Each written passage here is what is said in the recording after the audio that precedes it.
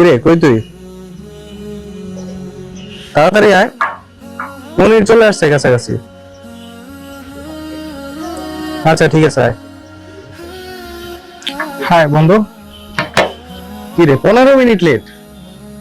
আমি তো 15 minute late, কিন্তু আরেকজন? আরে ওর কথা আর বলিস না, ও রিক্সায় আছে, জ্যামে পড়ছে। আচ্ছা আস্তে আস্তে আমার খাবারের অর্ডার দিয়ে দিলি, কি খাবি বল? আমার যে কোনো ভেজিটেবল হলেই বেটার। আরে বেটা, এতদিন পর আমেরিকা থেকে বাংলাদেশে আইছি কি সবজি খাইতে? ইচ্ছা মতো গরু গোশত খামু, কাচ্চি খামু, তেহারি খামু, তুই আসিস বেটা সবজি দিয়া। না মানে আমি আসলে ভেজিটেবল ছাড়া অন্য কিছু খাই না তো, তাই আর কি। ধর বেটা, তুই আগের মতো কিপটাই রয়ে গেলি। এখন অন্তত কিপটা মিটা ছাড়, তুই যা খাবি খা, বিল আমি দিতেছি।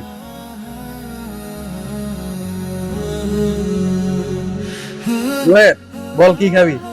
এই খাবারের অর্ডার দিই, পরে বাকি কথা হবে। আমি নান রুটি আর গরুর ঘন। তুই কি খাবি? তোরা তোদের মতো খা, আমি সবজি দিই। হঠাৎ সবজি কেন? ডাক্তারের নিষেধ আছে নাকি? আগে তো দেখতাম যে বাটির পর বাটি গরু মাংস শেষ করে ফেলতি বিয়ের বাড়িতে, এখন কি হলো? আগে জানতাম না বলে খেয়েছি। কি জানতি না? আসলে গরুদেরও প্রাণ আছে। খোঁজ কি গরুর প্রাণ আছে, এটা তুই আগে জানতি না? না মানে জানতাম ঠিকই, কিন্তু ফিল করতে পারতাম না। ঠিক আছে বাবা, তুই যখন গরু গুছতে খাবি, আমরা তখন হাম্বা হাম্বা ডাকের মিউজিক দিব, এত তুই ফিল করতে পারো যে গরুর প্রাণ আছে। তোরা কি আমার সাথে ফান করছিস? কেন, তুই কি সিরিয়াস? দেখ, কয়েকদিন পর কোরবানির ঈদ, কতগুলো নিরীহ প্রাণীকে হত্যা করা হবে। এদের কথা ভেবেই না রাতে আমার ঘুম হয় না। তাই না? তোরা নিরীহ বুড়ো বলেই কি ওদের হত্যা করে খেতে হবে? দেখ, জগতের সকল প্রাণী কোনো না কোনো প্রাণীর জন্য সৃষ্টি করা হয়েছে। যেমন ধর সাপ ব্যাঙ খায়, তারপর একটা প্রাণী কিন্তু আরেকটা প্রাণীকে খেয়েই বেঁচে থাকে। এগুলো আমি মানি না। তুই এই নিয়ম মানিস, কিন্তু তুই জানিস না যে তুই এটা মানিস।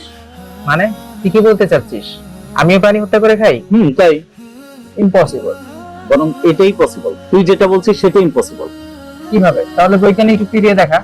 আচ্ছা দেখ, তুই কি খাবি, মানে কি খেয়ে বাঁচবি তুই? কেন, সবজি খেয়ে বাঁচবো। সবজি মানে সবজি কিভাবে হয়? গাছ থেকে। গাছেরও তো প্রাণ আছে। সবজি খাচ্ছিস মানে তুই প্রতিদিন কতগুলি প্রাণ হত্যা করছিস, সেটা কি ভেবে দেখেছিস? তাইলে তো মামা তোর ওষুধ সিরাপ খায়া থাকা ছাড়া আর কোনো বুদ্ধি দেখতেছি না।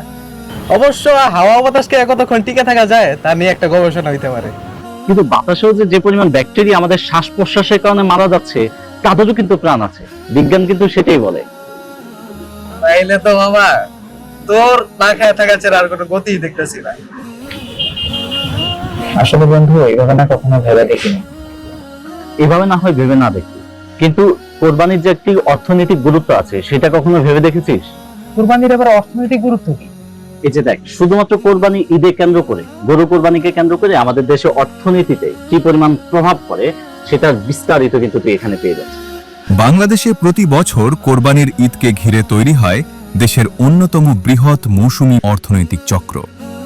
প্রতি বছর প্রায় 90 লাখ থেকে 1 কোটি পশু কোরবানি হয়, যার বাজার মূল্য দাঁড়ায় প্রায় 70 থেকে 85 হাজার কোটি টাকা। কোরবানিকে কেন্দ্র করে চামড়া শিল্পে 3 থেকে 5 হাজার কোটি এবং ফ্রিজ ও ইলেকট্রনিক্স খাতে প্রায় 5 হাজার কোটি টাকার বাজার তৈরি হয়।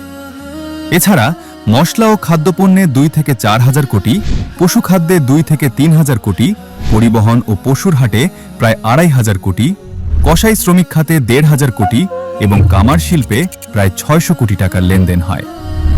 এছাড়াও কয়েক বছর আগেও কোরবানির বাজারে ভারতীয় গরুর আধিক্য দেখা গেলেও এখন দেশের প্রান্তিক খামারিরা দেশীয় গরু পালনে ব্যাপকভাবে এগিয়ে আসায় কোরবানির বাজারে ভারতীয় গরুর উপস্থিতি প্রায় শূন্যের কোঠায় নেমে এসেছে। ফলে কোরবানি কেন্দ্রিক এই বিশাল অর্থনৈতিক প্রবাহ এখন আরও বেশি শক্তিশালী করছে দেশের গ্রামীণ অর্থনীতি, স্থানীয় খামারি ও ক্ষুদ্র উদ্যোক্তাদের।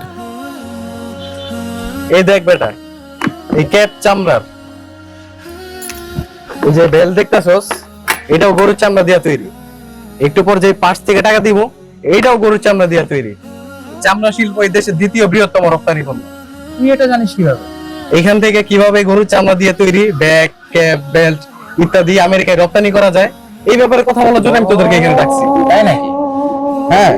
আচ্ছা এই চল, আজান হয়েছে, নামাজটা পড়ে আসি। আচ্ছা তোরা যা, আমার একটু সমস্যা আছে তো, তোরা যা। কেন, এখন আবার কি সমস্যা?